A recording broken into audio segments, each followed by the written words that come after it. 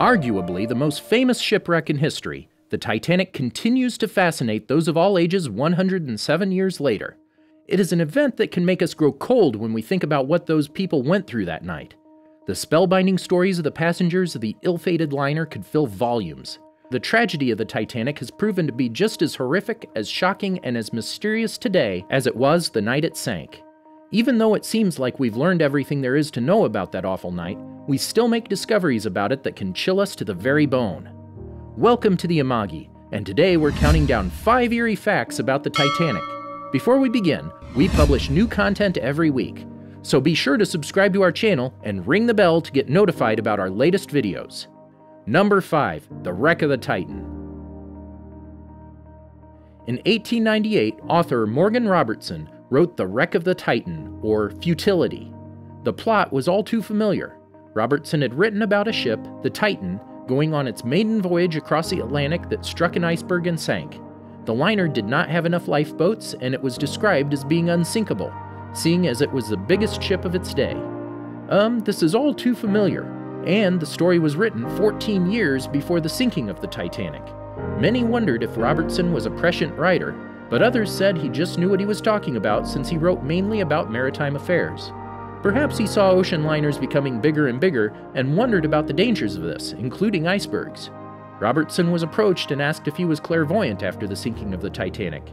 "No," he replied, "I know what I'm writing about, that's all." Number 4. A key could have potentially saved the Titanic. In 2007, 95 years after the sinking, an ordinary key was put up for auction, which doesn't seem that interesting.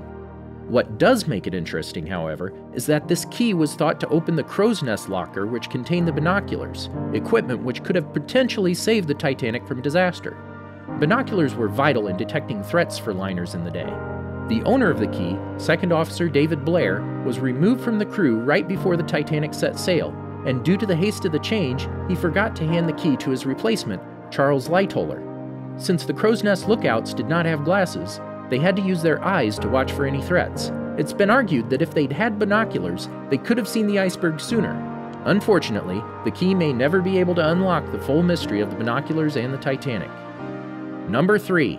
The iceberg may have been photographed. An ocean liner, the SMS Prince Adalbert, had set sail on April 15, 1912. The sun was up, and the chief steward of the liner noticed something rather odd on a nearby iceberg. It had a huge red streak on it, like a ship's hull had screamed up against it, and the steward took a photograph of it. At the time, the sinking of the Titanic was still unknown to the crew of the Prince Adalbert. The steward wrote on a note with the photograph, "On the day after the sinking of the Titanic, the steamer Prince Adalbert passed the iceberg shown in this photograph. The Titanic disaster was not yet known by us. On one side, red paint was plainly visible, which has the appearance of having been made by the scraping of a vessel on the iceberg." Number 2. A violin and a love story. The famous story of the musicians playing as the ship went down is one that grabs the heartstrings. The leader of the 8 musicians, Wallace Hartley, played a violin trying to help the passengers stay calm as the ship sank. In the ship's final moments, he led the band in playing the hymn, "Nearer My God to Thee." Hartley went down with the ship that night. His body was recovered 2 weeks later with his violin strapped to him. The violin was an engagement gift for Hartley from his fiancée. Engraved on the violin are the words, "For Wallace on the occasion of our engagement, from Maria." The violin was found in an attic by a woman's son in 2006. It was in a case marked WHH. The violin had been passed from house to house during the years. In March 2013, it was announced that it was Wallace Hartley's violin that he played when the Titanic went down.